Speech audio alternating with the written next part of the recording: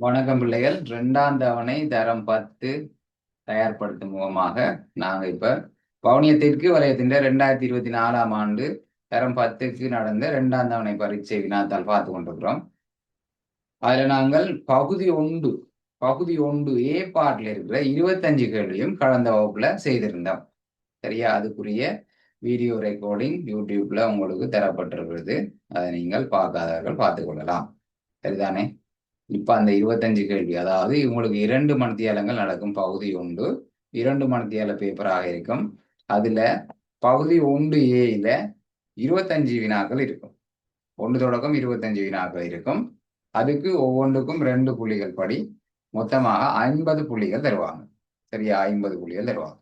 அதுக்கு பிறகு பகுதி ஒன்று பி பார்ட்ல 5 கேள்வி இருக்கும். 5ம் கட்டாய கேள்வி. இந்த ஃபர்ஸ்ட் பார்ட்ல சாய்ஸ் என்ற கதையே இல்லை. 25 கேள்வியும் கட்டாய கேள்வி. அதே மாதிரி இந்த 5 ஸ்ட்ரக்சர் கேள்விகளும் கட்டாய கேள்விகள். அப்ப அதுல ஒவ்வொன்றுக்கும் 10 மார்க்ஸ் வரும். ஒரு கேள்விக்கு 10 படி, 5 கேள்விக்கும் 50 மார்க்ஸ் வரும். அப்ப மேல இருக்கிற 1 தொடக்கம் 25க்கு 50 மார்க்ஸ், இதுல இருக்கிற ஒவ்வொரு 5 கேள்விக்கும் 10 படி 50 மார்க்ஸ், மொத்தம் 100க்கு எத்தனைன்னு கூட 2ஆல பிரிப்போம். சரியா? நீங்களும் போட்டுக்கொள்ளுங்க. நான் இப்ப எல்லாரையும் செய்துட்டு வர சொன்னேன் நான். ஆகவே எல்லாரும் அதுக்கு மார்க்ஸ் பக்கத்திலே போட்டு முதலாவது இந்த 25களையும் இப்ப திருத்திருப்பீங்கன்னு நம்புறேன். சரியா? திருத்தி போட்டு 50க்கு எத்தனை, ஒவ்வொன்றுக்கும் 2 மார்க்ஸ் படி 50க்கு எத்தனைன்றதை இந்த இடத்துல சிவப்பு பேனையால குறிச்சு கொள்ளுங்க. சரியா? கடைசி எனக்கு மார்க்ஸ் அனுப்பணும் பிள்ளைகள். எத்தனை டேர்ம் இந்த மாடல் பேப்பர்ல எத்தனை மார்க்ஸ் வந்திருக்குன்னு எனக்கு எல்லாரும் அனுப்பேன். அப்ப 50க்கு எத்தனை மார்க்ஸ் இந்த இடத்துல போட்டுக்கொள்ளுங்க. சரியா? அதுக்கு பிறகு இப்ப நாங்க பகுதி ஒன்று பிக்கு போவோம். சரியா? அப்ப பகுதி ஒன்று பியில என்னென்ன கேள்வி இருக்கு?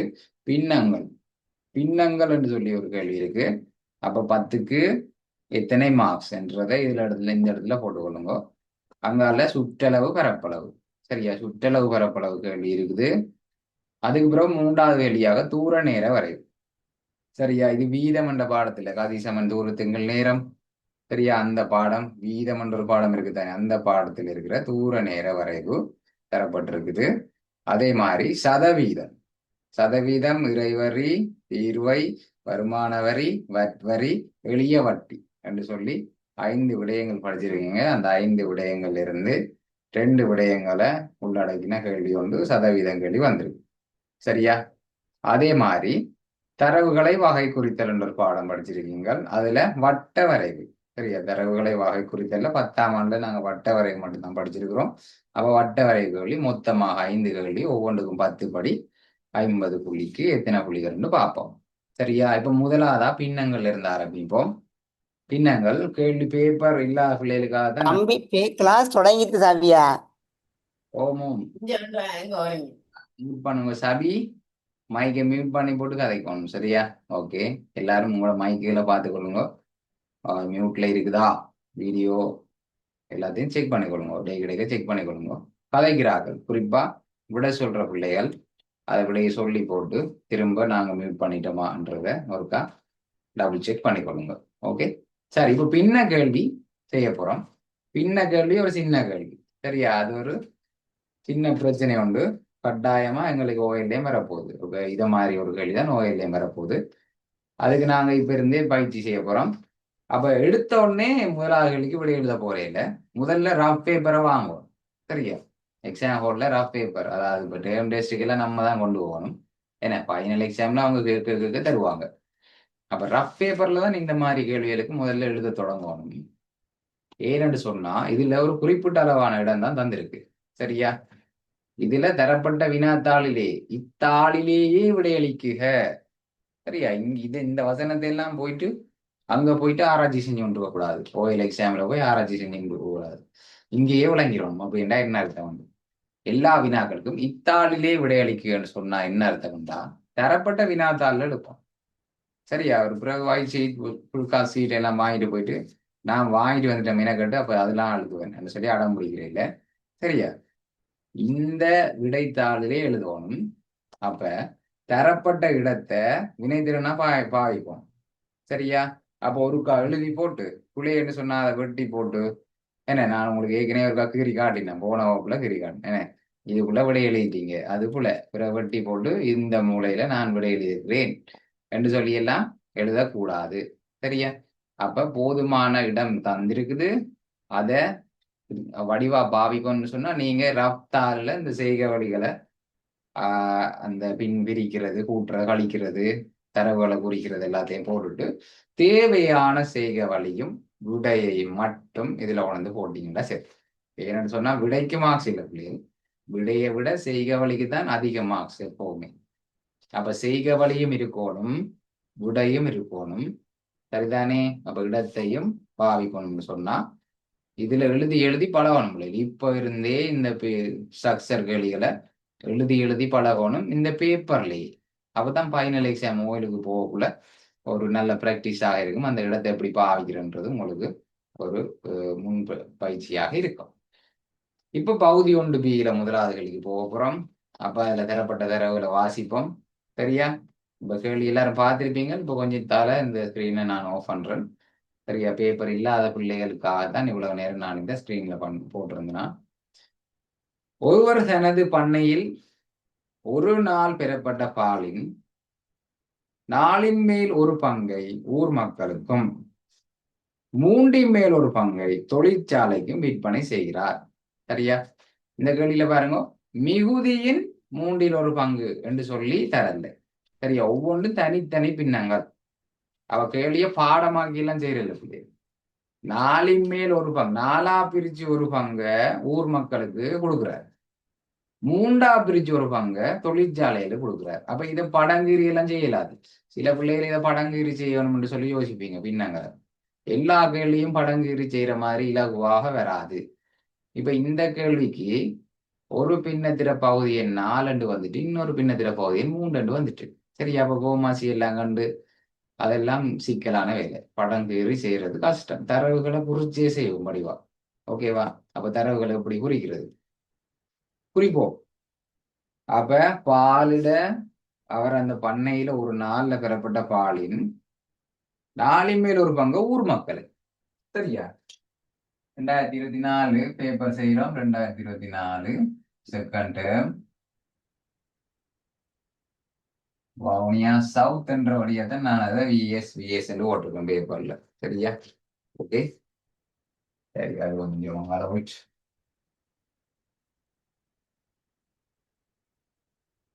Second term 2024. ஓகே, அது விளைஞ்சு போச்சு. சரி, இப்போ ஓகே. சரி, 2024 செகண்ட் தருவீங்களா? அப்போ ஒருவர் தனது பண்ணையில் பெறப்பட்டுள்ள பாலின் 4 மேல் ஒரு பங்கை ஊர் மக்களுக்கு கொடுக்கிறார். சரியா? ஊர் மக்களுக்கு 4ல் 1. சரி, இதெல்லாம் ரஃப் பேப்பர்ல செய்யப்படும். ரஃப் பேப்பர்ல செய்யப்படும். அங்கால தொழிற்சாலைக்கு சரியா? தொழிற்சாலைக்கு கூட கொடுக்கிறார் 3ல் ஒரு பங்கு. தொழிற்சாலைக்கு 3ல் ஒரு பங்கு கொடுக்கிறார்.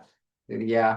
இப்ப முதலாவது கேள்வி, விற்பனை செய்த பாலின் மொத்த அளவை பின்னமாக தருக.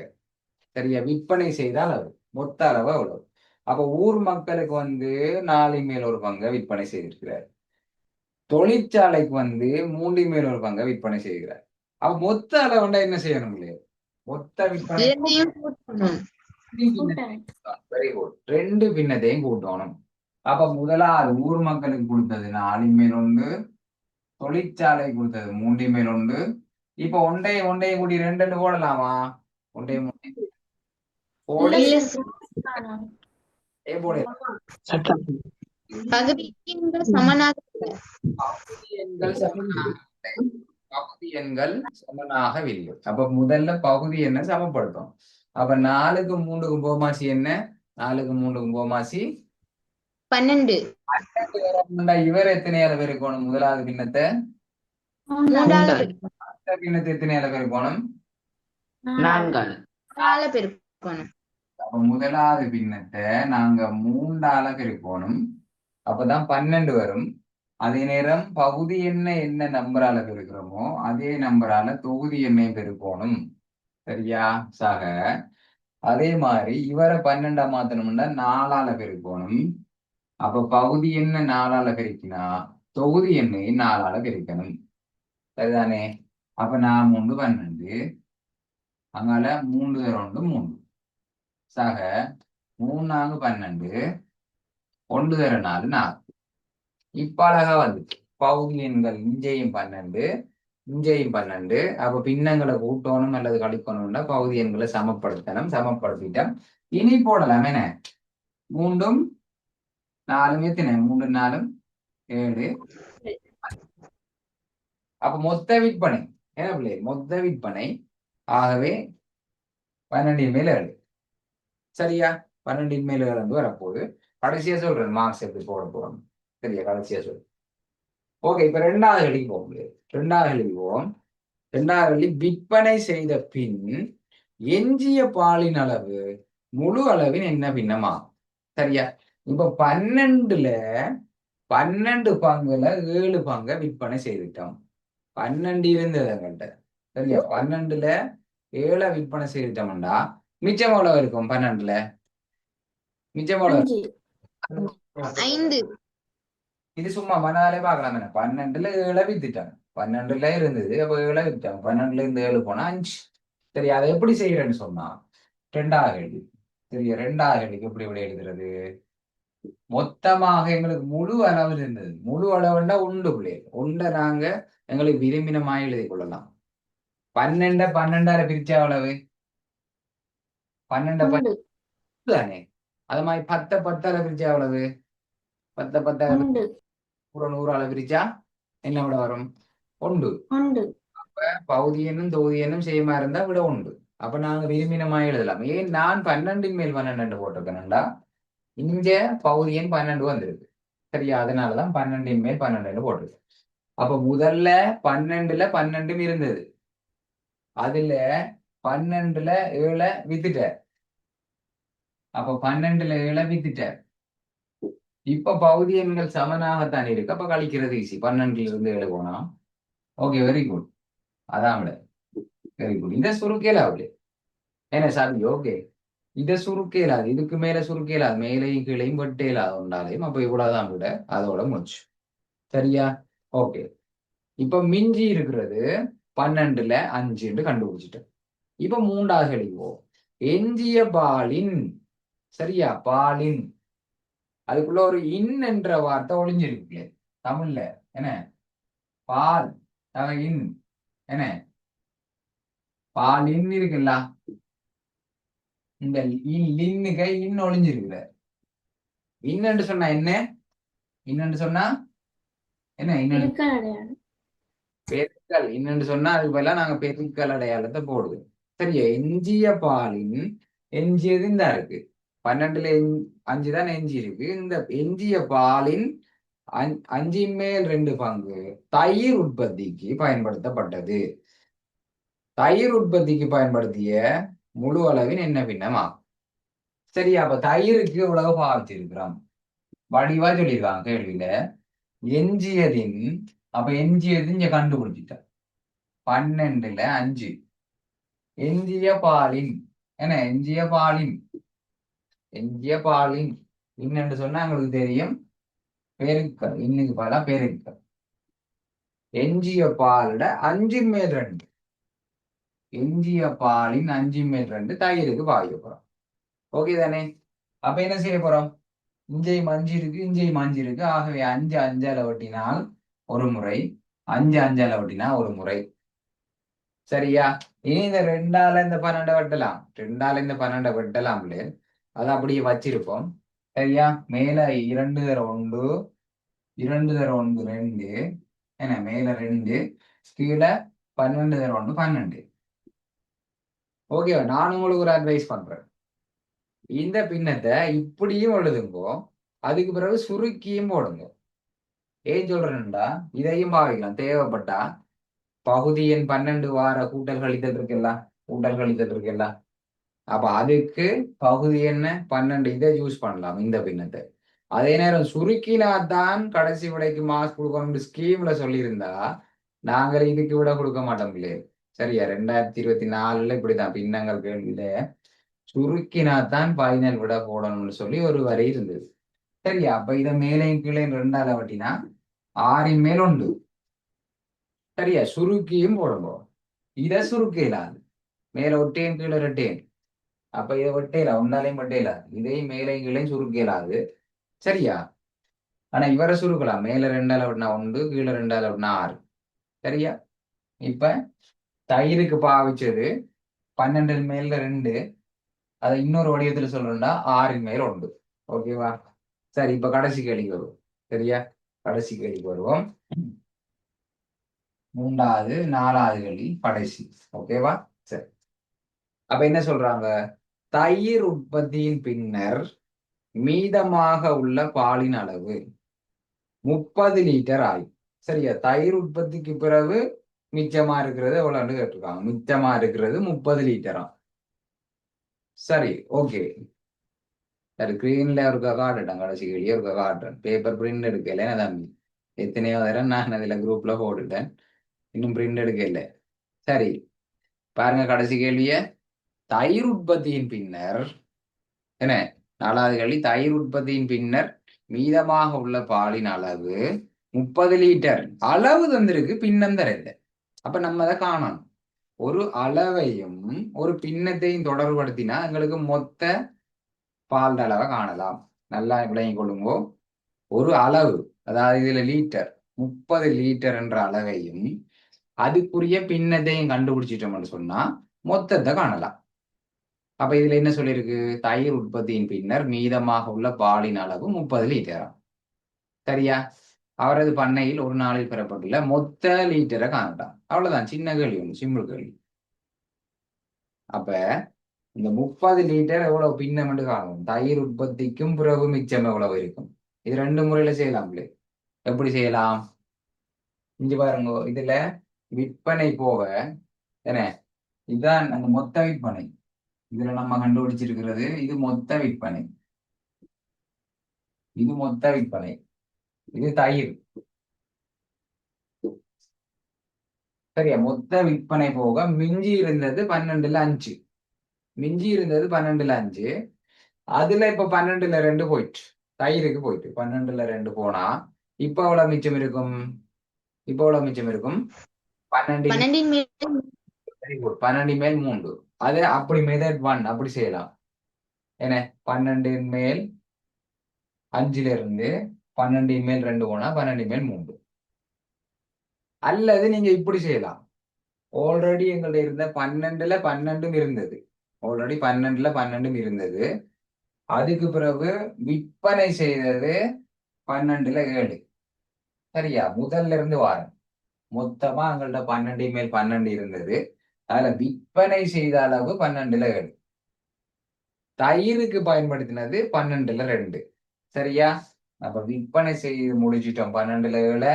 தயிருக்கு பயன்படுத்திட்டோம் 12ல் 2. அப்ப இதுல டோட்டல் எவ்வளவு, நம்ம இப்ப முடிச்சிட்டோம் எவ்வளவு, 12ல் 9. 12ல் 9 முடிஞ்சு. 12ல் 9 முடிஞ்சா இப்ப எவ்வளவு மிச்சம் இருக்கும். 2 முறையும் விளங்கிச்சுதா, 2 முறையும் விளங்கிச்சுதா. இந்த 2 முறை ஏதாவது ஒரு முறையில செய்யும். சரியா, ஒன்று விற்பனை போக 12ல் 7 போக 12ல் 5 மிச்சம் இருந்தது. அந்த 12ல் 5 மிச்சத்துல 12ல் 2 தயிருக்கு கொடுத்தா 12ல் 3. அப்ப மெத்தட் 1 என்ன, இதை அழிக்க போறோம் பாருங்க. 12ல் 5 மிச்சம் இருந்தது.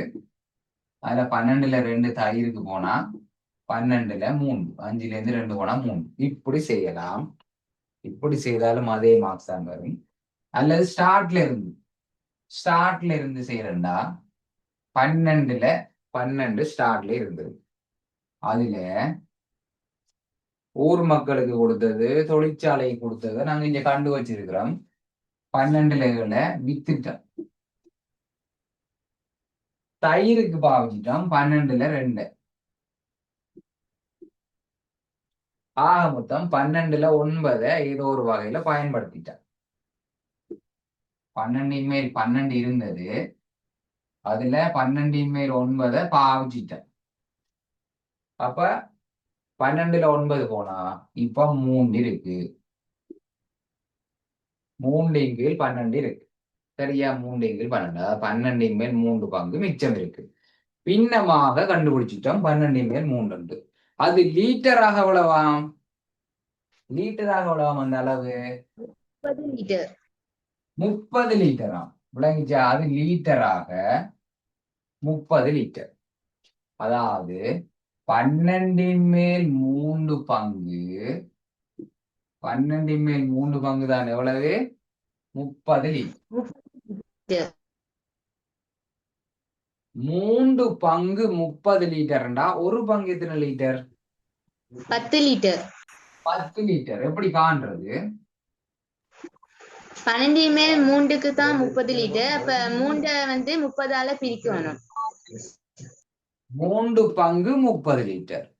அப்ப 2 பங்கு 20 லிட்டர். ஒரு பங்கு 10 லிட்டர். அதாவது இந்த 30 3ஆல பிரிக்கும். 30 3ஆல பிரிச்சா எங்களுக்கு 10 லிட்டர் வரும். சரியா? இப்ப 12ல ஒரு பங்கு 10 லிட்டர்னு கண்டுட்டான். மொத்த பங்கை காட்டுறதுக்கு என்ன செய்யணும்? மொத்த பங்குண்டா எவ்வளவு? 12ல ஒரு பங்கு தான் 10 லிட்டர். மொத்த பண்டா 12 மேல் எத்தனை? 12. 12. அப்ப 12 பங்கு காணும். மாம்பழ கணக்கு மாதிரி தான். இது 12 மேல் 12 எழுதலாம் வசனம், அல்லது மொத்த பாலின் அளவு வசனம் போடலாம். உங்களோட இஷ்டம். சரியா? அப்ப ஒரு பங்கு 10 லிட்டர்னா 12 பங்கு காண்றதுக்கு என்ன செய்யணும்? 12 பெருக்கணும். 10 12ஆல பெருக்கணும். 10 12ஆல பெருக்கினா என்ன விட முடியும்? 120. 120 லிட்டர். சரியா? அப்ப 120 லிட்டர் வரும் விடையா. சரிதானே? ஓகே. அப்ப இதுக்கு மார்க்ஸ போடுங்க. செய்தார்கள் திருத்தி மார்க்ஸ போடுவோம். சரியா பிள்ளை? அப்ப இந்த இடத்துல இந்த கேள்வி முதலாவது கேள்விக்கு 2 மார்க்ஸ போட்டு கொடுங்க. முதலாவது கேள்விக்கு இந்த அரி கொண்டு கடைசி விடை கொண்டு. ஓகே தானே? அது மாதிரி 2வது கேள்விக்கும் 2 மார்க்ஸ் வரும்.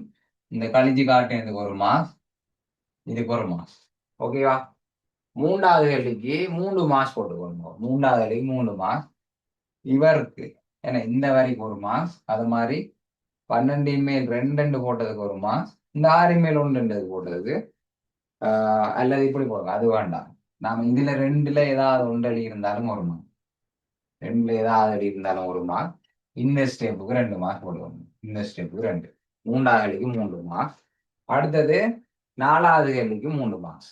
4வது கேள்விக்கு இப்படித்தான் செய்யணும் இல்லை. அப்போ ஒரு முறை செஞ்சனா 12ல இருந்து 5, 12ல இருந்து 2 கழிச்சோம். அப்படி செஞ்சாலும் ஓகே. அதுல இந்த 2ஐயும் கூட்டி மொத்த பின்னத்துல இருந்து கழிச்சு இந்த விடையை கண்டிருந்தாலும் ஓகே. சரியா? அப்ப இந்த விடையை கண்டதுக்கு ஒரு மார்க்ஸ். சரியா? 12 மேல் 3 பங்கு 30 லிட்டர் கண்டுபிடிச்சிருக்கோம். இந்த 30 லிட்டர் உடைய பின்னத்தை கண்டுபிடிச்சதுக்கு ஒரு மார்க். சரிதானே? அதுக்கு பிறகு மொத்தமா கண்டுபிடிச்சதுக்கு இது ஒரு முறையில மொத்தத்தையும் கண்டுபிடிச்சதுக்கு 2. அப்ப மார்க்ஸ் திரும்ப சொல்றேன். முதலாவது கேள்வி சரியா இருந்தா 2 மார்க்ஸ், 2வது கேள்வி சரியா இருந்தா 2 மார்க்ஸ், 3வது கேள்விக்கு 3, 4வது கேள்விக்கு 3, மொத்தம் 10க்கு எத்தனை? ஓகே அப்தால், பரவாயில்ல.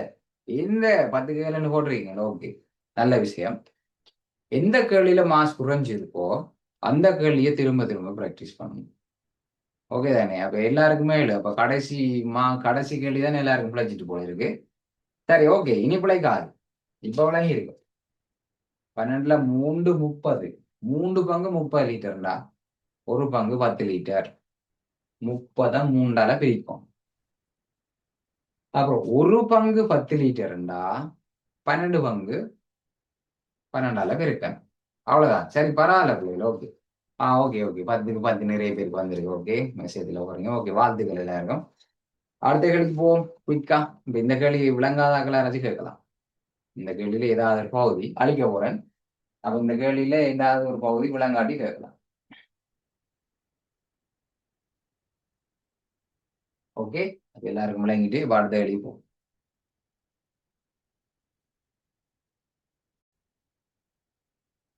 சரி, ஓகே பிள்ளைகள். இப்ப சுற்றளவு பரப்பளவு கேள்விக்கு வருவோம். சுற்றுலா விவரப்படவு கேள்வி தரப்பட்டிருக்கு. அருகில் ஏபிசிடி எனும் பூங்கா காட்டப்பட்டுள்ளது. இப்பூங்கா அரைவட்ட வடிவமான தாமரை தடாகம் அமைக்கப்பட்டுள்ளது. இந்த அளவுகள் கொஞ்சம் சின்னதா இருக்கு இந்த படத்துல பாருங்க. அரைவட்டம் ஒன்று கீறப்பட்டிருக்கு. அதுல கீழே பிசிட நீளம் 28 மீட்டர். அது கேள்வியிலே சொல்லியிருக்கு. அப்ப நோ ப்ராப்ளம், தெரியாட்டியும் பரவாயில்ல. பிசி நீளம் 28 மீட்டர். ஏடி ஆனது பிசியின் அரை மடங்கு ஆகும். சரியா, நேரடியாக தராம அதுல அரை மடங்குன்னு தந்திருக்கு. ஓகேவா? சரி, அப்ப அந்த படத்தை நான் இதுல தீவிரம் பார்த்து கொள்ளுங்க. ஒரு சரிவகம், சரிவகம்.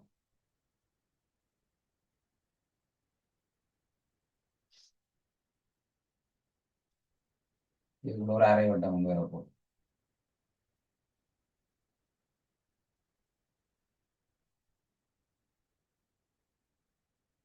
அதுல ஏ பி சி டி என்ற ஒரு சரிவகம் தரப்பட்டிருக்கு. சரிவகம் என்றால் ஒரு சோடி பக்கங்கள் தான் சமாந்தரமாக இருக்கும். அங்கால செங்குத்து கீறியிருக்காங்க. செங்குத்து 15 மீட்டராம்.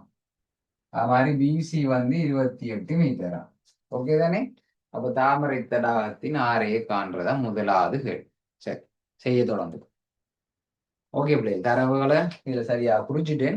அப்ப அதுல முதலாவது சொல்லப்பட்டிருக்கு பிசிட நீளம் 28 குறிச்சாச்சு.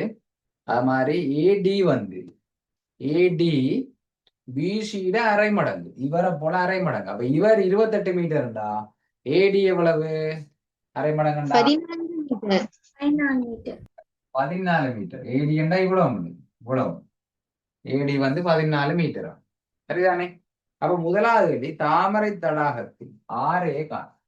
இரண்டாவது கேள்வியில முதலாவது கேள்வி ஆரையே காணட்டான். அப்ப இந்த 14 என்று சொல்லி இருக்கிறது ஆரையா? இந்த அரைவட்டத்தில் ஆரையா? இல்ல சார். என்ன 14ன்றது? அப்ப என்ன அளவு? 14 விட்டம். ஆரைய போல டபுளா இருக்கும். ஆரையில 2 மடங்கு தான் விட்டம். சரியா? அப்ப விட்டம் தரப்படக்குள்ள ஆரை எப்படி காணணும்? ஆரை எப்படி காணணும்? 2ஆல என்ன செய்யணும்? பிரிக்கணும். என்ன 2ஆல பிரிக்கணும். விட்டத்தை 2ஆல பிரிச்சா ஆரை வரும். அப்ப இந்த அரைவட்டத்துல விட்டம் 14 தரப்பட்டிருக்கு. அப்ப 2ஆல பிரிச்சா 7 மீட்டர் வரும். சரியா? 7 மீட்டர் வரும். முதலாவது கேள்விக்குரிய விடை.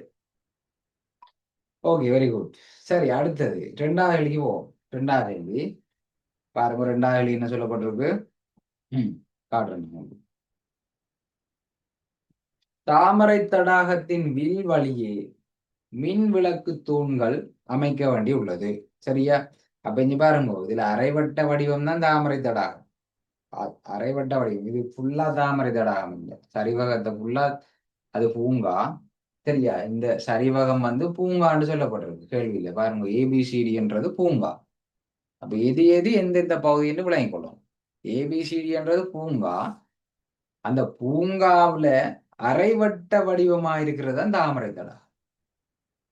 அப்ப தாமரை தடாகத்தின் வில் வழியே மின் விளக்குகள் என்று சொன்னா இந்த வில்லிட நீளத்தை தான் நாங்க காணணும். வில். சரியா? ஃபுல்லா பார்க்க தேவையில்லை. ஏடி அந்த வில், அதை தான் பார்க்க போறோம். வில் வழியே மின் விளக்குகள் அமைக்க வேண்டி உள்ளது. இத்தூண்கள் 110 சென்டிமீட்டர் இடைவெளியில் அமைக்க வேண்டி இருப்பின் இதற்கு தேவையான தூண்களின் எண்ணிக்கையை காண்க. சரியா? ஒவ்வொரு தூணும் 110 சென்டிமீட்டர் இடைவெளியில அமைக்கணுமா? சரிதானே? ஓகே, இப்ப கேள்விக்கு போ. இப்போ உங்களுக்கு கேள்வி விளங்கி இருக்குல்ல? இந்த இருக்கு இந்த வில், இதுல தூண் வைக்கணுமா? சரியா? இந்த அரைவட்டம் ஒரு தாமரை தடாகம். இது ஒரு தாமரை தடாகம். அதுல இந்த வில் வழி என்றா இங்க தொடங்கி சரியா ஒவ்வொரு 110 சென்டிமீட்டர். சரியா? 110 சென்டிமீட்டர்ண்டா சொல்லி பிள்ளைகள் 1.1 மீட்டர். என்ன 110 சென்டிமீட்டர்ண்டா? சரியா? வர 100ஆல பிரிப்போம். 100ஆல பிரிச்சா இந்த பூஜ்ஜியத்தையும் வெட்டலாம். அப்ப 1.1 மீட்டர். ஒவ்வொரு 1.1 மீட்டருக்கு இடையில ஒரு தூண் வைக்கும். சரியா? அல்ல 110 சென்டிமீட்டர்ன்றே சொல்றேன் உங்களுக்கு. 110 சென்டிமீட்டர், 110 சென்டிமீட்டர் அப்படி வச்சு வச்சு வச்சு வச்சு இங்க வந்து முடிப்போம். சரியா? இங்க வந்து முடிக்கணும். சரியா? ஓகே. அப்ப தேவையான தூண்களோட எண்ணிக்கையை கேட்டா, இந்த தூரம் தெரியணும் உங்களுக்கு. சரியா? இந்த தூரம் தெரிஞ்சாதான் எங்களுக்கு இந்த தூண்களோட எண்ணிக்கையை காணலாம். சரியா? இப்ப உதாரணத்துக்கு சரியா, இப்போ ஒரு 330 சென்டிமீட்டர்னு வைப்போம். சரியா? இது ஒரு 330 சென்டிமீட்டர் நீளமான ஒரு கோடு. இதை வளைச்சாலுமே தான் எங்களுக்கு வளைச்சிக்கிறோம் ஏன் குழப்பம். இது ஒரு 330 சென்டிமீட்டர் நீளம் என்று வச்சுக்கொள்ளுங்க, இந்த கோட்டோட நீளம். ஓகேவா? அப்ப இங்க ஒன்று பாருங்க, இது 110, இது 110, இது 110. சரி, அப்ப எங்களுக்கு 330 தெரிஞ்சிருந்தா, இந்த கோட்டோட நீளம் 330 தெரிஞ்சிருந்தா அவரை நாங்க 110ஆல பிரிச்சா எத்தனை வரும்? 330 110ஆல பிரிச்சா 330க்குள்ள எத்தனை 110 இருக்கு? 3 3 இருக்கு. சரியா? ஆனா இதுல 3 தூணா இருக்கு. எத்தனை தூண் இருக்கு? 4 3 4 4 தூண் வரும். சரியா? அப்ப நீங்க முதல்ல வில்லிட நீளத்தை காணணும். வில்லிட நீளத்தை கண்டு அதை 110ஆல பிரிச்சா வார விடையோட என்ன செய்யணும்? தூணோட எண்ணிக்கையை கூட்டணும். இதுல விளங்கப்படுத்திட்டேன். பாருங்க, இதுல 330 என்று எடுத்தோம், சும்மா ஒரு அளவு எடுத்தோம், 330 சென்டிமீட்டர். அதை 130ஆல பிரிக்க 3 வருது. ஆனா பாருங்க, 110 220 310 310 சென்டிமீட்டருக்குள்ள 4 தூண்கள் வைக்கலாம். அப்ப நீங்க வில்லிட நீளத்தை 110ஆல பிரிச்சா மட்டும் போதாது, அதுக்கு பிறகு ஒண்டா கூட்டம். ஓகே. அப்ப முதல்ல வில்லின் நீளத்தை காணுமா? வில்லின் நீளத்தை காணும். வில்லின் நீளம், வில்லின் நீளத்துக்கு என்ன சமன்பாடு? 360 மேல் தீட்டா தர 2πr. 360 மேல் தீட்டா தர 2πr. சரியா? 360 மேல் தீட்டா, சரியா, தீட்டா தர 2πr. ஏனண்டா முழு வட்டத்துல சுற்றளவு வந்து 2πr. முழு வட்டத்துல சுற்றளவு இது பாடமாக்குறது இல்லை. முழு வட்டத்துக்கு 2πrண்டா அரை வட்டத்துக்கு அரை தர 2πr. அரை எப்படி வரும்? இந்த தீட்டா வந்து 180 பாகை. அரை வட்டம் 180 பாகை, கால் வட்டம் 90 பாகை. சரியா? அந்த மாதிரி ஆரைச்சிரியோட பரப்பளவுக்கு என்ன சமன்பாடு? ஆரைச்சிரியோட பரப்பளவுக்கு அது என்ன சமன்பாடு? 360 மேல் தீட்டா தர 2πr வர்க்கம். πr வர்க்கம். முழு வட்டத்துக்கு πr வர்க்கம் சமன்பாடு. முழு வட்டத்துக்குரிய பரப்பளவுக்கு சமன்பாடு πr வர்க்கம். அப்ப ஒரு குறிப்பிட்ட கோணமுறைய ஆரைச்சிரைன்னு சொன்னா டீட்டா உங்களுக்கு 360 தர πr வர்க்கம், அது பரப்பளவு. வில்லின் நீளம் என்று சொன்னா 2πr போடுவோம், முன்னுக்கு சேம். சரியா? ஓகே. அப்ப அரை வட்டத்துக்கு எங்களுக்கு கோணம் தர இல்லை, ஆனா எங்களுக்கு தெரியும் அரை வட்டம் எவ்வளவு பிள்ளைகள் கோணம், மைய கோணமா உள்ள அரை. 180. சரி, இது அரை தர 2πrன்னு போட்டா பிள்ளையா சார்? இல்லை, அதுவும் சரி சார். என்ன, சில பேர் அரை தர 2πrன்னே போட்டிருப்பீங்க, அரை தர 2πrன்னு போட்டிருப்பீங்க, அதுவும் பிழை இல்லை, அதுவும் சரி. நேரடியா அரை தர 2πrன்னு போடலாம். அப்ப பைக்கு பதிலா என்ன போடுவோம்? பைக்கு பதிலா என்ன போடுறாங்க? 22 சொல்லுவாங்க, ஃபைனல் எக்ஸாம்ல கேள்வியே சொல்லுவாங்க. ஆறே எவ்வளவு பிள்ளைகள்? ஆறே, இந்த வீடு ஆறே எவ்வளவு? 7. 7. என்ன வீடு ஆறே 7. ஓகேவா? விளங்கிச்சா? அப்படியே பார்த்துருக்க வேண்டியதுதான். 2க்கு பதிலா 2 போடுறது, பைக்கு பதிலா 22 6க்கு பதிலா 6 போடுறது, அவ்வளவுதான். ஓகே, நீ வெட்டுவோம். 7ஆல 7 வெட்டினா ஒரு முறை, 7ஆல 7 வெட்டினா ஒரு முறை. சரியா? பூச்சியத்தையும் வெட்டலாம் பிள்ளைகள். 18ஆல 18 வெட்டினா ஒரு முறை, 36 வெட்டினா எத்தனை முறை? 2 முறை. சரி, இப்ப இந்த ரெண்டையும் மேலே கீழே வெட்டலாம். இந்த 2ஆல 2 வெட்டினா முடிஞ்சது வேலை. சரியா? அப்ப இதுல இருக்கிற எல்லாத்தையும் பட்டிட்டோம். இவரையும் பட்டிட்டோம், இவரையும் பட்டிட்டோம், ஒரையும் பட்டிட்டோம். அப்ப என்ன மிச்சம்? 22 மீட்டர். 22 மீட்டர். 22 மீட்டர். 7 மீட்டர் தானே, அப்ப விடையும் மீட்டர் எல்லாம் வரும். 22 மீட்டர்ண்டா எத்தனை சென்டிமீட்டர்? 220 சென்டிமீட்டர். மீட்டர்ல 3 சென்டிமீட்டர் இருக்கு. ஒரு 2200. அப்ப மீட்டரை சென்டிமீட்டர் மாற்றுறது. ஓகே, மீட்டர் பண்ணுங்க. சரி, ஓகே, குட், தேங்க்யூ. அப்ப இங்க பாருங்க பிள்ளைகள், ஒரு மீட்டர்ல 100 சென்டிமீட்டர் இருக்கும். இதை வச்சு இது பாடமாக்குற இல்லை, மீட்டர் சென்டிமீட்டரா மாத்துறதுக்கு 100ஆல பெருக்கிறோம்னு பாடமாக்குற இல்லை. இது தெரிஞ்சா போதும். ஒரு மீட்டர் 100 சென்டிமீட்டர். அப்ப ஒன்று 100ஆ மாறுதுண்டா 100ஆல பெருக்க. சரியா? அப்ப 22 மீட்டர்ண்டா 22 100ஆல பெருக்கினா 2200 சென்டிமீட்டர். ஏன் சென்டிமீட்டர்ல மாத்திரன்? அங்கால கேள்வி சென்டிமீட்டர்ல இருக்குதானே, அப்ப சென்டிமீட்டர்ல இருந்தா ஈஸி. இப்ப தூண்கள் எண்ணிக்கையை காண்றதுக்கு தூண்கள் எண்ணிக்கையை காணுமே. தூண்களின் எண்ணிக்கை, தூண்களின் எண்ணிக்கை. அப்ப தூண்கள் எண்ணிக்கையை காண்றதுக்கு என்ன செய்யணும்? வில்லின் நீளத்தை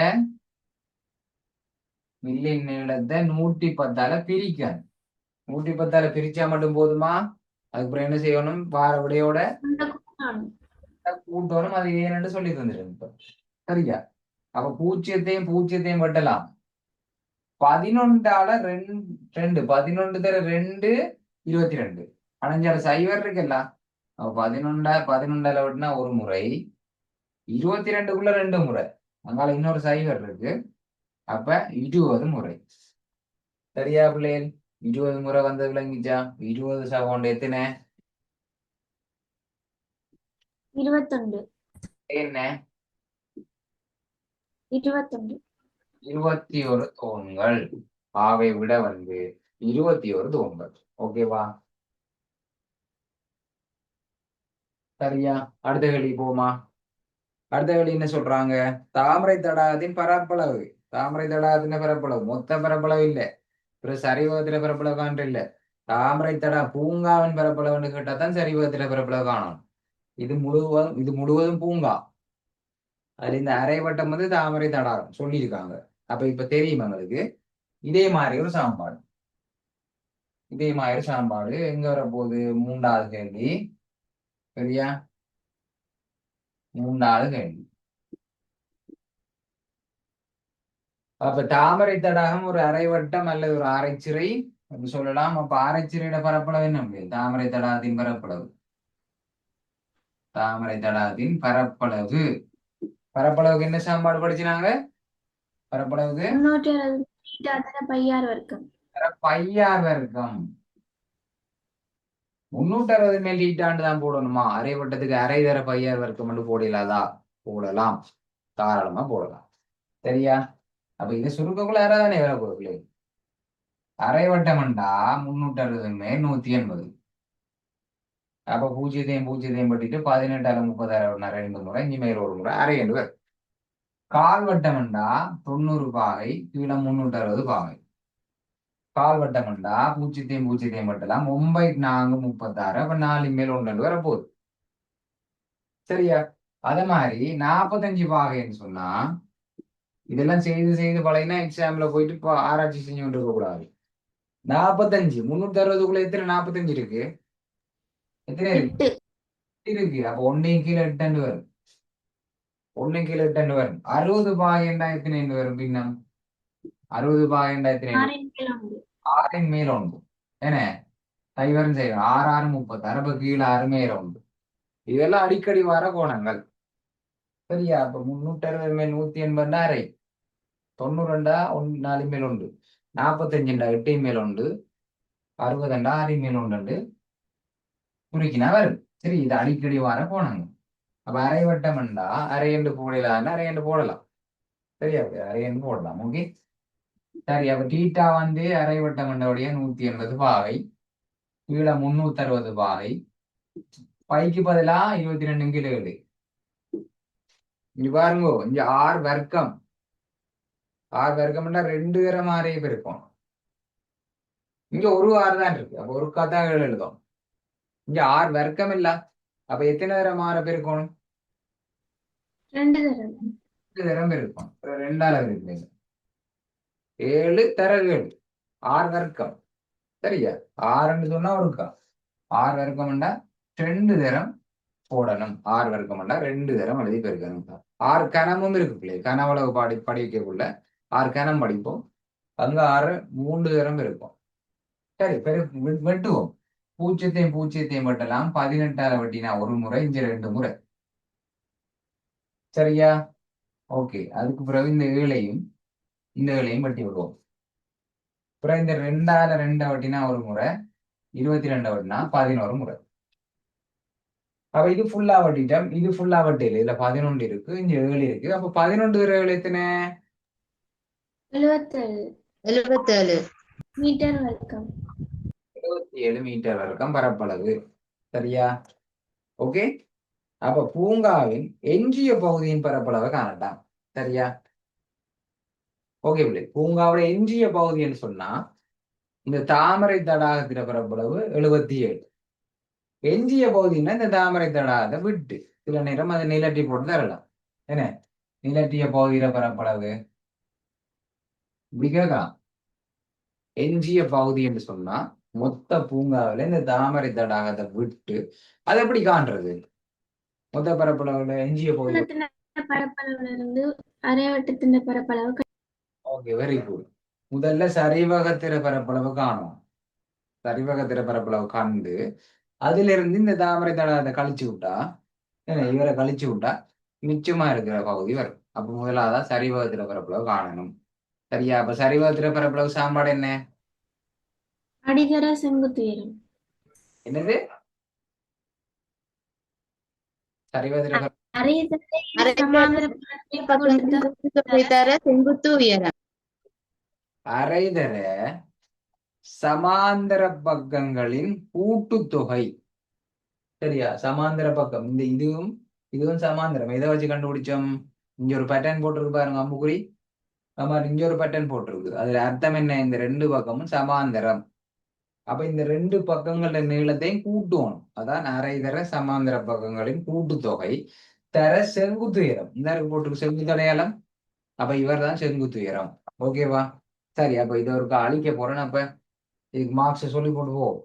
முதலாவது 2 மார்க்ஸ் கொடுக்க இயலாது. ஏன்னா இதுக்கு 7 அல்லது 14 2 ஏதோ ஒரு முறையில இதுக்கு 1 மார்க்ஸ் தான் கொடுக்கலாம். என்ன பிள்ளை? இது 1 மார்க்ஸ் தான் கொடுக்கலாம். அப்ப அடுத்தது 2வது கேள்விக்கு. சரியா? 2வது கேள்வி தூண்கள் வரையும் காணணும் தானே. 2வது கேள்விக்கு 3 மார்க்ஸ். இந்த வில்லிட நீளத்துக்கு சரியான பிரதியீடு அரை என்று போட்டிருக்கணும், அல்லது 180க்கு 360 போட்டிருக்கணும். 6க்கு பதிலாக சரியா 7 பிரதிட்டு இருக்கணும். இவ்வளவு பார்ப்போம் பிள்ளை மாதிரிங்க. சரி, எவ்வளவு பார்ப்போம். இதுல அரை அல்லது 360 180 சரியா இருக்கணும், 6 சரியா இருக்கணும். அப்பதான் இந்த வரைக்கும் 1 மார்க்ஸ். ஓகேவா? அடுத்தது 22 மீட்டர் கண்டுபிடிச்சிங்களா விடை, அதுக்கு 1 மார்க்ஸ்.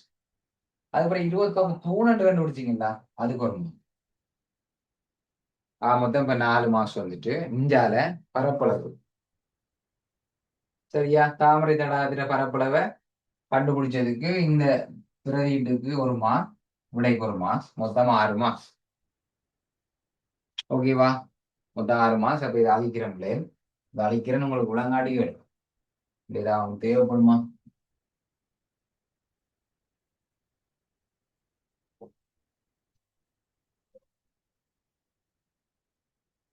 சரியா? ஓகே. இப்ப பூங்காவின் எஞ்சிய பகுதியின் பரப்பளவு காணட்டாம். அப்ப முதலாவது சரிவகத்திர பரப்பளவு காணும். பூங்காவின் பரப்பளவு அல்ல சரிவகத்தின் பரப்பளவுன்னு போடலாம். சரிவகத்தின் பரப்பளவு தெரியும் உங்கள் சாம்பாடு அரைதர சமாந்தர பக்கங்களின் கூட்டுத்தொகை. அந்த சமன்பாடு எல்லாம் இதுக்குள்ள எழுதலாங்களே. சமன்பாடு எழுதணுமா? அதுக்கெல்லாம் மார்க்ஸ் இல்லை. நான் இதுக்கு மார்க்ஸ் சொல்லலானோ, இதுக்கு மார்க்ஸ் இல்லை. இந்த சமன்பாடை நீங்க எழுதுறதுக்கு மார்க்ஸ் இல்லை. சரியா? சமன்பாடுல பிரதிகிறதுக்கு தான் மார்க்ஸ். கூட்டல் விருத்தி என்ற ஒரு பாடம் இருக்கு. கூட்டல் விருத்தி பெருக்கல் விருத்தி என்ற ஒரு பாடம் இருக்கு. அங்க கூட்டல் விருத்தியில எஸ்என் சமன்பாடு டிஎன் சமன்பாடு எழுதுறதுக்கு மார்க்ஸ் இருக்கு. 2024 ஸ்கீம்லையும் 2025 ஸ்கீம்லையும் கூட்டல் விருத்தியில டிஎன் சமன்பாடும் எஸ்என் சமன்பாடும் சரியான கேள்வி நம்பரோட எழுதின மார்க்ஸ் கொடுத்துருந்தாங்க. சரியா? இதுக்கெல்லாம் மார்க்ஸ் இதுல பிரதியிடுதாமா. அப்ப நீங்க சமன்பாடு எழுதுறதுக்கு இதுல இடம் போதாது, பெறப்பட்ட இடம் போதாது. அப்ப அரை தர சமாந்திர பக்கங்களையும் கூட்டுத்தொகை 28ஐயும் 14ஐயும் கூட்டுவோம். சமாந்திர பக்கங்களின் கூட்டுத்தொகை தர செங்குத்து உயரம். செங்குத்து உயரம் எவ்வளவு? 15 மீட்டர். 15. பிறகு 2ஆல இந்த 28 15 வெட்டுற இல்லை, அப்படி வெட்டேலாது. அடைப்ப முதல்ல கூட்டணும் இல்லை, அடைப்ப முதல்ல கூட்டணும். பிறகு பிள்ளையாக வெட்டி விட்டுறாங்க. அரை தர 2ஐயும் கூட்டினா எத்தனை? 42. அப்ப 42 2ஆல வெட்டலாம். 2ஆல வெட்டினா ஒரு முறை, 42 வெட்டினா 21 முறை. 21 தர 15 பேருக்கு எவ்வளவு வந்தது? 315. 315. 315. ஓம் சார் 15. 315 ஓம் மீட்டர். மீட்டர் இருக்கும். 315. சரியா? ஓகே, அது சரி. 210 10ஆல பெருக்கினா 210, அதுக்கப்புறம் 5ஆல பெருக்கினா 105, ஆகவே 315. சரியான விடை. இப்ப எஞ்சிய பகுதியை காணணும். மொத்தம் இவ்வளவு மொத்தமும் 315. அதுல இவர் 77. அப்ப மிச்சம் எவ்வளவு இருப்பார்? அப்படி காண்ற எஞ்சிய பகுதி 315 இருந்து 77 கழிக்கும். எஞ்சிய பரப்பளவு 315 இருந்து 77 கழிப்போம். கழிச்சா என்னோட வந்தது? கழிச்சாங்களுக்கு என்னோட 238 மீட்டர் வர்க்கம். 238 மீட்டர் வர்க்கம். 238. ஆம் சார். ஓகே, 238 மீட்டர் வர்க்கம் வந்ததாம். சரியா? 238 மீட்டர் வர்க்கம் வந்தது. சரி, அப்ப 4ஆவது முடிஞ்சு இப்ப 5ஆவது போகிறோம். 5ஆவது போவோம். பாருங்க, பூங்காவின் எல்லையான பிசியை ஒரு எல்லையாக கொண்டு. சரியா? பிசி எங்க இருக்கு? பிசி இந்த இருக்கு. பிசி தான் ஒரு எல்லை. அப்ப இதுல இன்னொரு படம் மட்டும் கீழே போறோம். பூங்காவின் எல்லையான பிசியை ஒரு எல்லையாக கொண்டு தாமரை தடாகத்தின் பரப்பளவுக்கு சமமான, தாமரை தடாகத்தின் பரப்பளவுக்கு சமம் 77க்கு சமமான ஒரு செவ்வக வடிவ நடைபாதை ஒன்றை வெளிப்புறமாக அமைக்கப்பட வேண்டியுள்ளது. நடைபாதையின் அகலத்தை கணித்து வரைபடத்தில் வரும்படியாக வரைந்து காட்டு. இங்க நிறைய பேர் பிளவுற இடம் என்னண்டா, இங்க கீறாம கொண்டையாக தனிய கீறுறது. 5ஆவது படத்துல புதுசா ஒரு படத்தை கீறுறது. அவன் சொல்லியிருக்கான் தானே, வரிப்படத்துல ஏற்கனவே வரிப்படத்துல வரிம்படியா கீறணும். அப்ப நீங்க தரப்பட்ட படத்துல தான் கொண்டு போய் சேர்க்கும். சரியா? தரப்பட்ட படத்துல கொண்டு போய் சேர்க்க போறோம். அப்ப இந்த படத்தை நான் இந்த இதை அழிக்கிறேன். இந்த இதுல நான் கீற போறேன். சரியா? செவ்வக வடிவான ஒரு நடைபாதை இந்த பிசியோட ஜாயின் பண்ணட்டா சொல்லியிருக்கு தெளிவா. இங்க ஆட் பண்றதா, இங்க ஆட் பண்றதா, இங்க ஆட் பண்றான்னு குழம்பவே இல்லை. அவன் சொல்லியிருக்கான் தானே, ஒரு பக்கம் தெளிவா சொல்லியிருக்கு. என்ன காட்டுறேன் உங்களுக்கு. சரியா? பூங்காவின் எல்லையான பிசியை ஒரு எல்லையாக கொண்டு. அப்ப பிசியில தான் அந்த செவ்வகத்தை போய் ஆட் பண்ணணும்.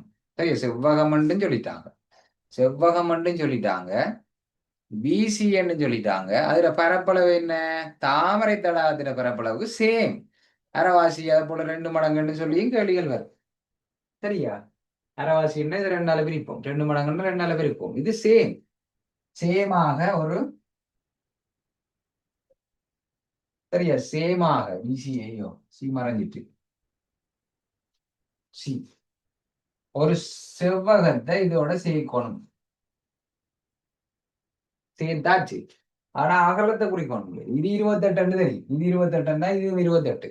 என்ன, இது 28 இதுவும் 28 மீட்டரா இருக்கு. நீளம் 28, அகலம் எவ்வளவு காணும். அப்ப இந்த செவ்வகத்தில பரப்பளவும் இந்த தாமரை தடாகத்தில பரப்பளவும் சேமா.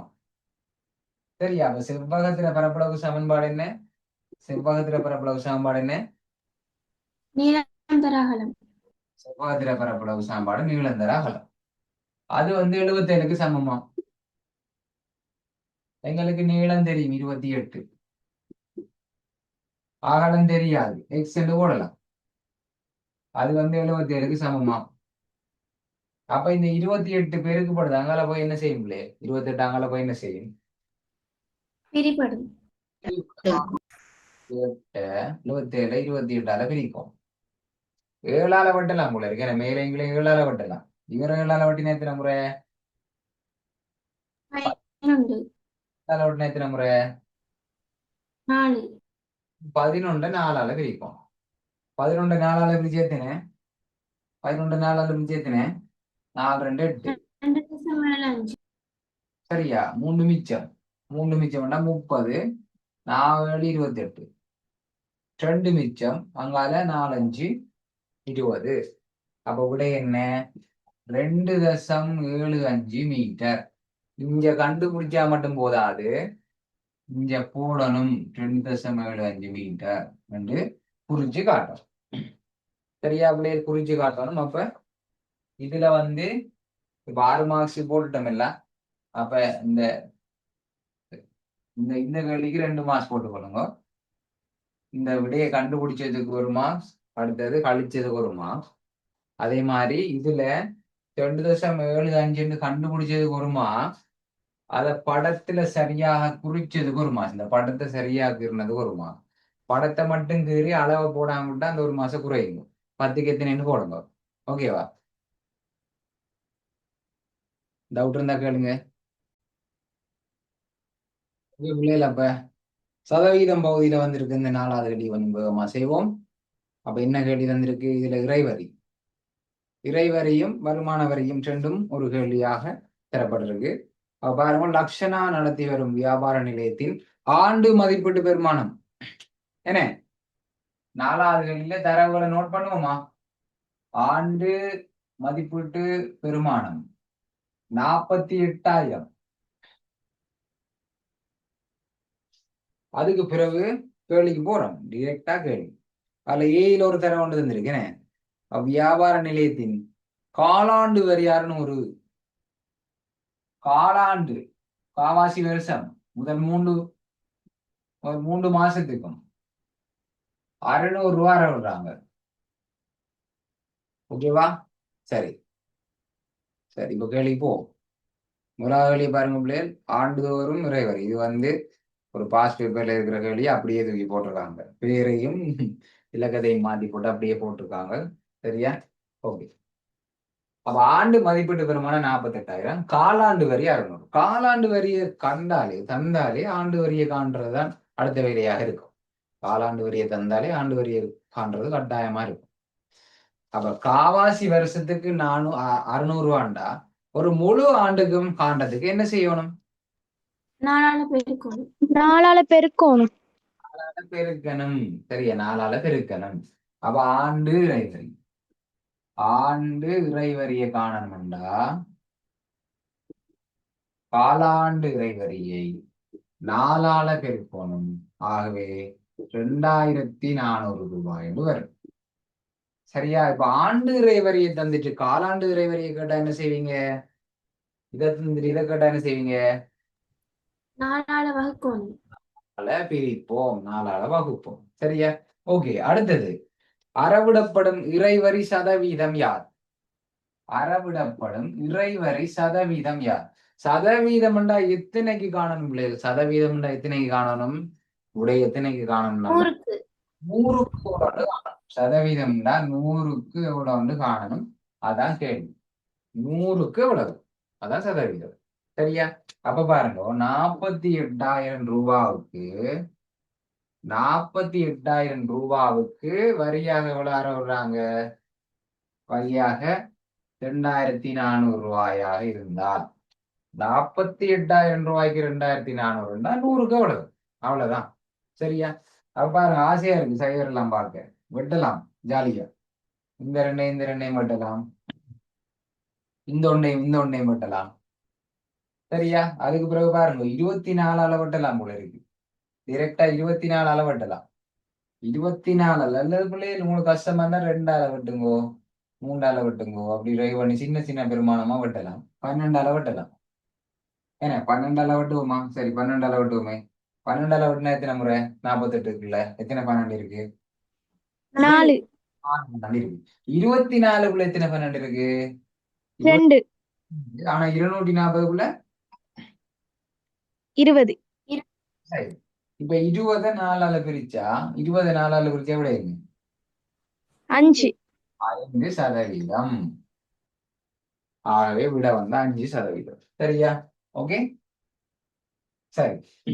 இந்த கேள்வி அப்படியே ஒரு பாஸ் பேப்பர்ல வந்த கேள்வி. சரியா? இது அப்படியே ஒரு பாஸ் பேப்பர்ல வந்த கேள்விதான். இது நாங்க ஆல்ரெடி செய்த நாங்க பாஸ் பேப்பர் கேள்வி சதவீதத்துல. சரி, இப்ப பி பாட்டுக்கு போவோம். பி பாட்டுல என்ன சொல்லப்பட்டிருக்கு? பி பாட்டுல ஆண்டு வருமானம் முதல் 5 லட்சத்துக்கு புத்தகத்துல இருக்கிற அதே கேள்வி. என்ன புத்தகத்துல நாங்க ஏற்கனவே இந்த கேள்வி செய்த நாங்கள் முதல் 5 கேள்விக்கு 5 லட்சத்துக்கு வரி இல்லை.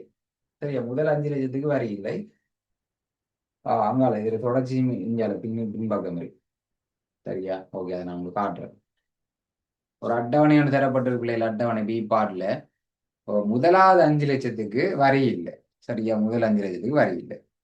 அடுத்த 5 லட்சத்துக்கு 4%. வருமானம் கூட கூட வருமான வரி வீதமும் கூடிக்கொண்டு போகும். சரியா? அதுக்கு அடுத்த 5 லட்சத்துக்கு 8%. இந்த அட்டவணையை பயன்படுத்தி ஒரு கேள்வி தரப்பட்டிருக்கு. லக்ஷனாவின் ஆண்டு வருமானம் சரியா 13 லட்சம். சரியா? 1 மில்லியன் அங்கால 300,000 எனின் மேற்குறித்த அட்டவணைக்கு ஏற்ப லட்சணா செலுத்த வேண்டிய ஆண்டு வருமான வரி யார்? அப்ப நான் உங்களுக்கு சொல்லியிருக்கிறேன், இந்த அட்டவணையை உடைச்சு எழுதுவோம். இந்த அட்டவணைக்கு ஏற்ற மாதிரி அவரை 13 லட்சம் அந்த சம்பளத்தை உடைச்சு எழுதுவோம். அப்ப 13 லட்சத்துக்குள்ள எத்தனை 5 லட்சம் இருக்கு பிள்ளைகள்? 13 லட்சம் 5 லட்சமும் அங்க மீதி ஒரு 3 லட்சம். ஒரு 3 லட்சமும் இருக்கு. 2 5 லட்சமும் ஒரு 3 லட்சமும் இருக்கு. அப்ப அதை உடைச்சு எழுது. 5 ஒரு 5 இன்னொரு 5 சரியா? இன்னொரு 5 5 மஞ்சம் 10 13 லட்சம் தானே. அப்ப 13 லட்சம் இன்னொரு 3 லட்சம் இருக்கு. சரியா? இவருக்கு வரி இல்லை, வரி விலக்கு, வரி பூஜ்ஜியம், வரி இல்லை. விளக்கத்துக்காண்டி எழுதுறோம். சரியா? எங்களோட விளக்கத்துக்காண்டி இதெல்லாம் இதுக்குள்ள எழுதுறதுக்கு தான் போதாது. இப்படி எல்லாம் எழுத தேவையில்லை. உங்களை விளக்கத்துக்காண்டி அடுத்த 5 லட்சத்துக்கு 4%. சரியா? அதுக்கு அடுத்த 5 லட்சம் அந்த பாக்ஸுக்குள்ள இந்த 3 லட்சம் அந்த பாக்ஸுக்குள்ள அமரப்போம். அப்ப அதுக்கு எத்தனை சதவீதம்? 8%. மட்டும் தரப்பட்டிருக்கு. சரியா? மிகுதிக்கு 8%. ஓகே, அப்ப முதல் 5 லட்சத்துக்கு வரி பூஜ்ஜியம். அப்ப அதை கால்குலேட் பண்ண தேவையில்லை. முதல் 5 லட்சத்துக்கு காண தேவையில்லை. அப்ப அடுத்த 5 லட்சத்துக்கு அப்ப எழுதுவோம். அடுத்த 5 லட்சத்துக்கு 5 லட்சத்துக்குரிய வரி. இந்த 5 லட்சத்துக்கு அப்படி 4% காணலாம். 5 லட்சத்துக்கு அப்படி 4% காணலாம். 5 லட்சம் தர 100ன் மேல் 4. 5 லட்சம் தர 100ன் மேல் 4. 5 லட்சம் தர 100ன் மேல் 4. 5 லட்சம் தர 100ன் மேல் 4. ஆகவே இந்த 2 பூஜ்ஜியத்தையும் வெட்டலாம். வெட்டினால் 5 தர 4 20. 5 தர 4 20. அங்கால 3 சைவர் இருக்கு. என்ன 3 சைவர் இருக்கு. 3 சைவர் இருக்கு. ஆகவே முதல் 5 லட்சத்துக்கு 20,000 ரூபாய் வரும். இனி அடுத்த 5 லட்சம் இல்லை, அடுத்த 3 லட்சம். என்ன அடுத்த 3 லட்சத்துக்குரிய வரி. அடுத்த 3 லட்சத்துக்குரிய வரி. அப்ப 3 லட்சத்துக்கு எப்படி 8% காண்றது? 100ன் மேல் 8 தர 100ன் மேல் 8. 100ன் மேல் 8. 8% காணணும்னா 100ன் மேல் 8 அளவு இருக்கும். 8% காணத்துக்கு 100ன் மேல் 8 அளவு இருக்கும். அப்ப 2 பூஜ்ஜியம் 2 பூஜ்ஜியம் வெட்டுப்படும். 8 தர 3 எத்தனை? 24. 8 தர 3 24. 8 தர 3 24. அங்கே 1 2 3 பூஜ்ஜியம் இருக்கு. அப்போ 5 லட்சத்துக்கு 20,000 கட்டணும். அடுத்த 3 லட்சத்துக்கு 24,000 கட்டணும். ஆகவே கேட்ட கேள்வி வந்து மொத்த வருமான வரி. மொத்த வருமான வரி எப்படி காண்றது? கூட்டணும். 2யும் கூட்டணும். 20,000 பிளஸ் 24,000 கூட்டணும். 24,000 கூட்டினா என்னன்னு வர போது 44,000 ரூபாய். ரூபான்னு வரப்போகுது. 44,000 ரூபான்னு வரப்போகுது. ஓகேவா? சரியா பிள்ளைகள்? இந்த கேள்வி விளங்கிச்சா? அடுத்த கேள்வி போவோமே. அடுத்த கேள்வியோட முடிச்சு விடுவோம். அடுத்த கேள்வி பாருங்க. இவ்வட்டவணைக்கு இப்ப 16,000 ரூபாய் வருமான வரியாக செலுத்தும் சமன் ஆண்டு வருமானம் யார்? சரியா? மாத்தி கேட்டிருக்கு. வருமானத்தை தந்துட்டு வரியை கேட்டிருக்கு. இந்த கேள்வி வரியை தந்துட்டு வருமானத்தை கேட்கறாங்க. சரியா? ஓகே. அப்ப இதுக்கு பாருங்க, மார்க்ஸை போட்டு விட்டு இதை அழிச்சு விடுவோம். ஆண்டு இறைவரியை காண்றதுக்கு, சரியா, ஆண்டு இறைவரியை காண்றதுக்கு இந்த 4ஆல பெருக்கினதுக்கு ஒரு மார்க்ஸ், விடைக்கு ஒரு மார்க்ஸ். அதே மாதிரி இறைவரி சதவீதத்தை கண்டதுக்கு இந்த பின்னத்தை சரியாக போட்டு 48,000 மேல 22,400 தர 100, இந்த பின்னத்துக்கு ஒரு மார்க், கடைசி விடை 5க்கு ஒரு மார்க்ஸ், 2 மார்க்ஸ் போட்டு கொடுக்கணும். 10க்கு 4 வந்துட்டா 10க்கு 4. சரியா? இப்ப மிச்ச 6 மார்க்ஸுக்கு வருமான வரி கேள்வி வந்துருக்கு. மிச்ச 6 மார்க்ஸுக்கு வருமான வரி கேள்வி வந்துருக்கு. இதுல வருமான வரிக்கு இந்த 20,000 கண்டதுக்கு, முதல் 20,000 கண்டதுக்கு ஒரு மார்க்ஸ், 24,000 கண்டதுக்கு ஒரு மார்க்ஸ், மொத்த வரியை கண்டதுக்கு ஒரு மார்க்ஸ், மொத்தம் 3. இன்னும் 3 மார்க்ஸ் இருக்கு. சரியா? அந்த 3 மார்க்ஸுக்கு தான் நம்ம காண போறோம். 16,000 ரூபா வருமான வரியாக வந்திருக்கு. இப்ப இது விளங்கினா தான் பிள்ளைகள் இது விளங்கும். இங்க செய்யப்படுறது இங்க பாருங்க, 16,000 ரூபாய் வரி கட்டி இருக்கிறாருண்டா அவருடைய சம்பளம் வருமானம் வந்து 4 லட்சமா இருந்திருக்க வாய்ப்பு இருக்கா? 4 லட்சமா இருக்க வாய்ப்பு இருக்கா? இல்ல சார். ஏன் 4 லட்சமா இருக்காது? முதலாவது 5 லட்சத்துல வந்து வரி இல்லை சார். அப்ப அடுத்த 5 லட்சத்துல தான் சார் அந்த 4,000 போடணும். அப்படி பார்த்தா முதல் 5 லட்சத்தையும் அடுத்ததையும் சேர்த்து சார் 10 லட்சம் அல்லது 5 லட்சத்துக்கு மேலதான் சார் ஆன்சர் வரும். சரி, அவங்க சொல்றவங்களா என்னண்டா 4 லட்சமாக இருந்தா அவர் வரியே கட்டியிருக்க மாட்டார். ஏனண்டா முதல் 5 லட்சம் பாவம் இல்ல. எங்களை மாதிரி டீச்சர் வேலை செய்யறார்கள் எல்லாம் பாவம். ஏன்னா பரிதாபத்துக்குரியார்கள், சம்பளம் எல்லாம் குறைவு. ஏன்னா அப்ப அவங்களுக்கு ஏற்கனவே சம்பளம் குறைவு, அவங்கள்ட்ட போய் வரியை வாங்கலாமா? அவன் பாவம். அப்ப 5 லட்சம் ரூபா வருமானமா பெறார்கள், வரி கட்ட தேவையில்லை. அதுக்கு குறைவா இருக்கிறார்கள், வரி கட்ட தேவையில்லை. அப்ப 4 லட்சம் ரூபா ஆண்டு வருமானமா எடுக்கிறார்களுக்கு வரி இல்லை, வரி விலக்கு, வரி விலக்கு. அப்ப இவர் வரி கட்டியிருக்கிறார், சமன் வரி கட்டியிருக்கிறார். அப்ப கட்டாயம் அவருக்கு 5 லட்சத்தோட கூடவா தான் இருந்திருக்கு. அப்ப இதை தாண்டிட்டோம். சரியா? இந்த 5 லட்சத்தை தாண்டிட்டோம். இனி எத்தனை 5 லட்சத்துக்கு வரப்போன்றது ஒன்றா பார்க்கிறோம். முழுசா அவற்ற சம்பளம் 10 லட்சமா இருந்திருந்தா சும்மா ஒரு குத்து மதிப்பா, இதெல்லாம் நம்ம எழுத போறது இல்லை பிள்ளை, ரஃப் பேப்பர் வேலை. 10 லட்சமாக இருந்திருந்தா அவர் எவ்வளவு கட்டியிருப்பார் வருமான வரியா? 20,000 கட்டியிருப்பார். இந்த வந்து